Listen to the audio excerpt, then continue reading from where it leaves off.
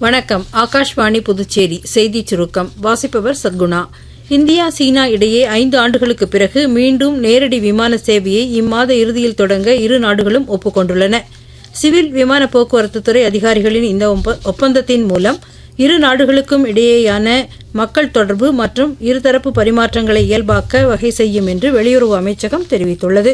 குஜராத்தின் கட்ச் பகுதியிலுள்ள சர் கிரீச் கடற்கரை எல்லைப் பகுதியில் பாகிஸ்தான் அத்துமீறி செயல்பட்டால் தக்க பதிலடி கொடுக்கப்படும் என்று மத்திய பாதுகாப்புத்துறை அமைச்சர் திரு ராஜ்நாத் சிங் எச்சரிக்கை விடுத்துள்ளார்.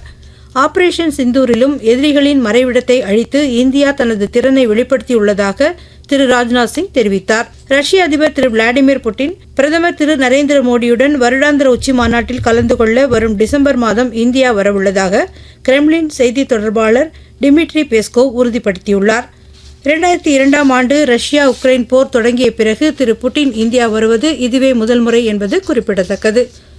நாட்டில் ஆயுஷ் மருத்துவம் தொடர்பாக பாரம்பரிய மற்றும் விஞ்ஞான ரீதியில் சேவை ஆற்றியதற்காக தேசிய தன்வந்திரி ஆயுர்வேதா விருதுக்கு பேராசிரியர் பன்வாரிலால் கவுர், வைத்திய நீலகண்டன் மோஸ் மற்றும் வைத்திய பாவனா பிராஷார் ஆகியோர் ஆயுஷ் அமைச்சகம் சார்பில் தேர்வு செய்யப்பட்டுள்ளனர். இவர்கள் ஆயுஷ் மருத்துவத்தை மக்கள் மத்தியில் கொண்டு செல்லவும் மற்றும் மேம்படுத்தவும் அர்ப்பணிப்புடன் பங்களிப்பை வழங்கி இருப்பதாக ஆயுஷ் அமைச்சக செய்திக்குறிப்பில் தெரிவிக்கப்பட்டுள்ளது. புதுச்சேரியில் காலியாக உள்ள 334 அங்கன்வாடி ஊழியர் மற்றும் 274 உதவியாளர் பணியிடங்களுக்கு தகுதியானோர் விண்ணப்பிக்கலாம் என்று அறிவிக்கப்பட்டுள்ளது. 18 வயது முதல் 35 வயதுக்கு உட்பட்டோர் புதுச்சேரி அரசின் இணையதளம் வாயிலாக விண்ணப்பிக்கலாம் என்று மகளிர் மேம்பாட்டுத்துறை இயக்குநர் முத்து மீனா தெரிவித்துள்ளார். இத்துடன் இந்த செய்திச் சுருக்கம் நிறைவு பெறுகிறது.